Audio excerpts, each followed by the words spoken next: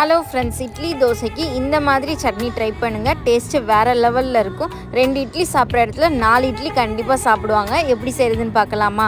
ஒரு கடாயில் எண்ணெய் ஊற்றி 1/2 ஸ்பூன் அளவுக்கு கடலைப்பருப்பு, 1/2 ஸ்பூன் உளுந்தம்பருப்பு போட்டு பொரிய விட்டுட்டு 4 பல் பூண்டு, 3 வரமிளகா போட்டு நல்லா வதக்கிக்கோங்க.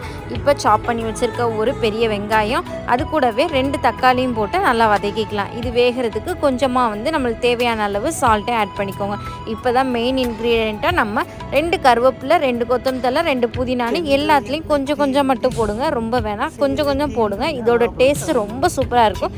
நல்லா வதக்கிட்டு வெந்ததுக்கப்புறமா இதை ஆற வச்சிடலாம். இப்போ இதுக்கு சூப்பர் காம்பினேஷனாக கொதிக்க கொதிக்க பூ மாதிரி இட்லி ரெடி பண்ணலாமா? அதுக்கு ஊற்றி வச்சுட்டு ஆறுனதுக்கப்புறம் ஒரு மிக்ஸி ஜாரில் போட்டு அரைச்சி நார்மலாக எப்பவும் போல் தாளித்து கொட்டினா சூப்பரான சட்னி ரெடி. சூடாக இட்லி எடுத்து அது கூட இந்த சட்னியை வச்சு சாப்பிட்டா உள்ளே போகிறதே தெரியாது. வேறு லெவலில் இருக்கும். கண்டிப்பாக ட்ரை